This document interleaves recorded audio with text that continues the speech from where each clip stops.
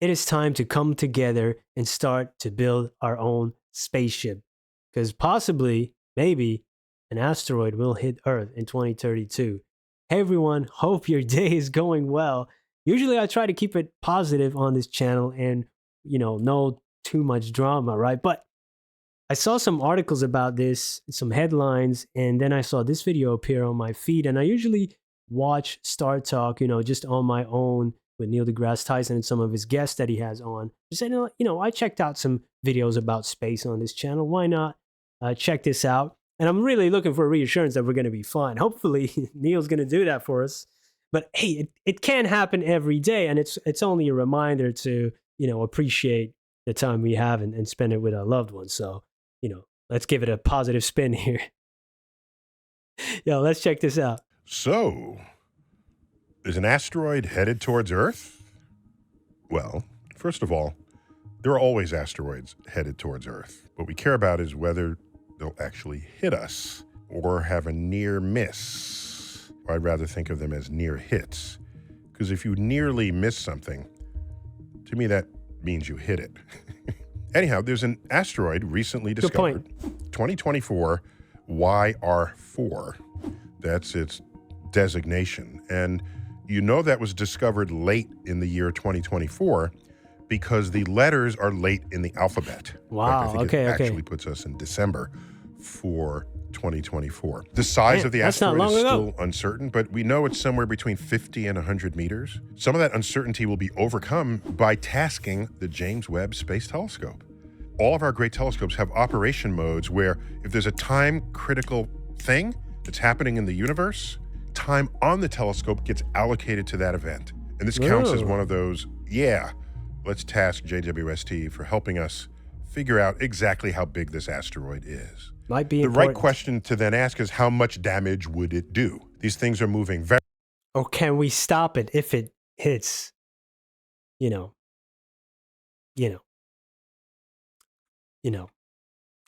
don't know. Have you seen Armageddon? We go up there with a bunch of drillers. we get a bunch of drillers. We get them up there, and or people who will saw the thing in half. Yeah, man, let's do it. Let's get together. The right question to then ask is how much damage would it do? These things are moving very fast. The closing speeds are typically 20, 30, 40, can be as high as 50 kilometers per second. So that's a lot of kinetic energy being brought in. A good rule of thumb here is that the crater would be about 10 to 20 times the size of the asteroid itself. So 10 to 20 times something that's almost 100 meters, we would leave a crater between 1 and 2 kilometers across, right? A little less than a mile, perhaps. If the asteroid hit a city, leaving a crater nearly a mile across, that would be completely devastating, destroying many buildings, killing many people. Most of Earth is water. Most of what is not water, that is land, is uninhabited. So chances are, if it does hit, it's not going to harm anyone. If it happens out in the real estate agents are salivating. What? Most of Earth is uninhabited. We got to get on that right now. We got to get on that. So chances are, if it does hit, it's not going to harm anyone. If it happens out in the middle of nowhere, what about the fish? Then it's just an interesting crater. We have one of those in Arizona. It's called Meteor Crater. Wow. It's almost a mile across. Scary. And you can sink a 60-story building in the center. And when you add it all up using this sort of arcane metric for describing the size of explosions, it would land at about between 8 and 10 megatons. 8 and 10 million tons of TNT, which was this metric invoked during the Cold War and the arms race to describe how much energy was being released with our nuclear weapons. So during that period, we actually detonated bombs of equivalent strength. And in fact, we detonated them in the ocean. And while there were local tsunamis, there wasn't a tsunami that took out the population of the world. So you don't want to be there when it happens, if it happens. I'm just telling you, no, civilization will not come to an end. We will not go extinct. We will not have to worry that we will suffer the same fate as the dinosaurs. So chill on that. Okay. Okay. Now about all the other things that are happening in the world. So at least we can a little bit chill about this one. I wonder if it would be like if let's say it's gonna hit in 2032, and we know it's gonna hit a city. Can we stop it, or can we evacuate that? Would that that was never been done? Evacuate an entire city, uh, which I hope will never have to happen. But it we're not in control of these asteroids, so better to get out of there before it lands, I guess. So chill on that. The estimate for the chances of it hitting us are down at this moment, between 1% and 2% at the time of this recording. Now, what does that mean? I'll tell you. It means that the orbital trajectory we have for it, when projected forward in time, has an uncertainty cone where the asteroid could end up anywhere in that cone, but more likely in the center of the cone. If it stayed in the center, you can ask, how close to Earth would it come? About the distance from Earth to the moon. Now, let me remind you how far that is. Often when people, if they were told to draw where the moon is from Earth, they might draw something like this. That's how it's shown in textbooks. They show Earth and the moon right there. That is not the distance, okay? If Earth were this size, it would make the moon this size. Its distance would be 10 meters away, 30 feet really? or more away. That's the distance, well outside of this framing. I wouldn't have guessed that. If this asteroid, 2024 YR4, stays in the middle of its cone of uncertainty, it will pass Earth at about the Earth-Moon distance. Very safe. It'd be fun to look at with telescopes. It should be detectable. So this chance that the asteroid might hit Earth, we can ask the question differently.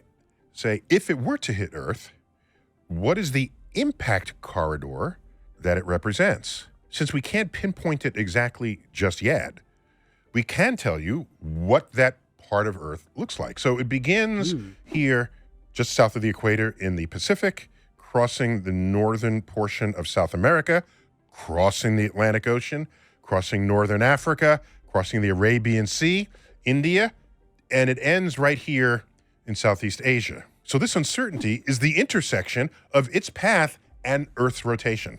And that's what gives us this very long impact corridor. The press will make clickbait out of this, for sure. Yeah. I was just thinking that, like, of course, these headlines, that's what they want. And, watching these type of videos, even clicking on the article they can still do the same thing and try to scare you and stuff. And I don't even know why would you.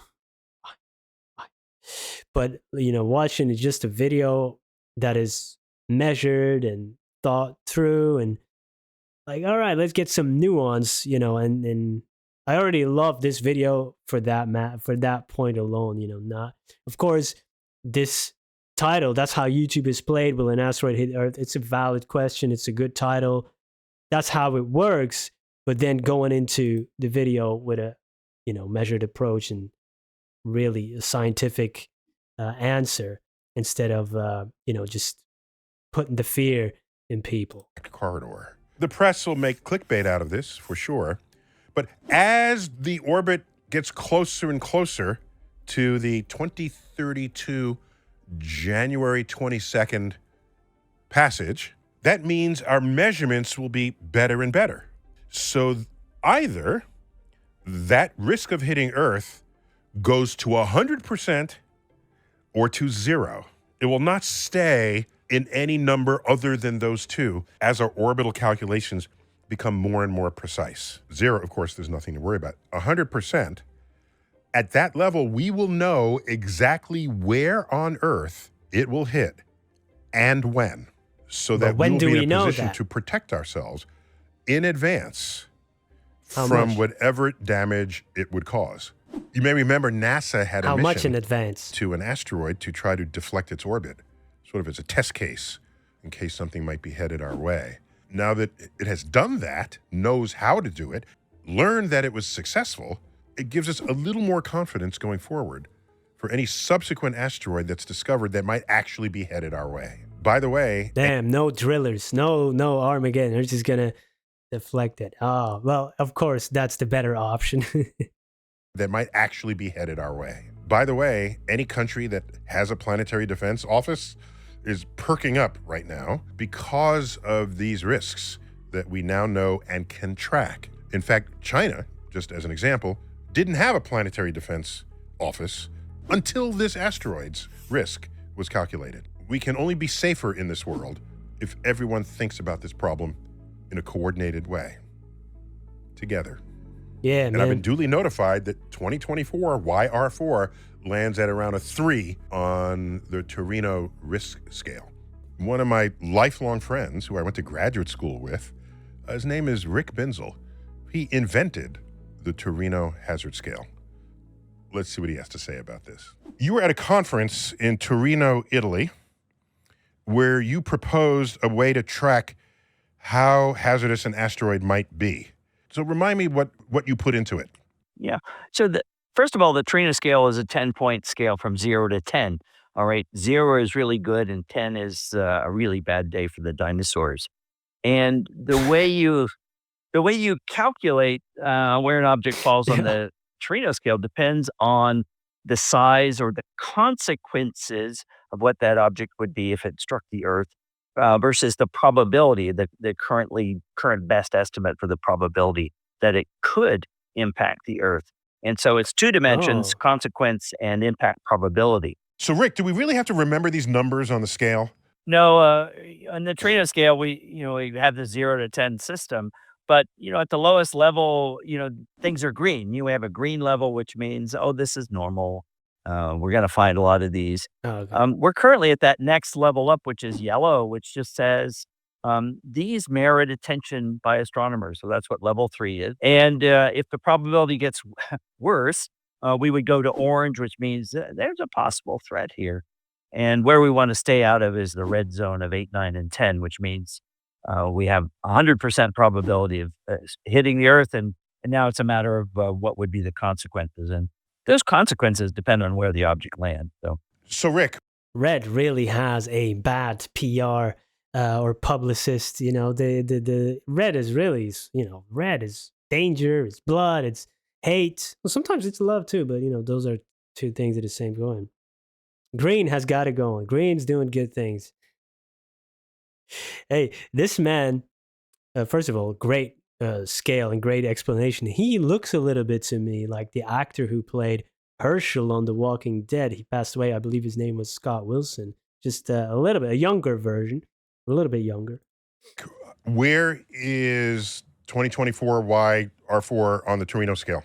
So 2024 YR4 ranks a 3 on the Torino scale, which means if it were to strike the Earth, it would be a localized event. If it misbehaves, it would go all the way up to 8 on the Torino scale. Misbehaves. That would be its maximum. And I think the important thing about a 3 on the Torino scale is we like to emphasize that most likely when we get more data, we'll be able to reduce it to 0. And 3 is also sort of an alert to astronomers to say, let's pay attention to this object. We're not worried about it. No one is panicked about it, but let's get the data and make sure that it's going to miss. So, as of this moment, All right. that's what's up with that. Until next time, keep looking up. Every few months, Hey, man. I'm feeling good. I'm feeling good. Like I said, now the rest of the things in the world that's going on, but I wanted to check this out. It's very interesting and informative. I love to learn, and we check out a lot of funny videos, a lot of things about language, and some about space. And I wanted to get back to that as well. But I always love learning. So thank you for spending some time with me. We still have at least 7 years until this YR24 might hit. So let's enjoy ourselves while we still can, if we can block out all the other stuff. Thanks for being here. Peace.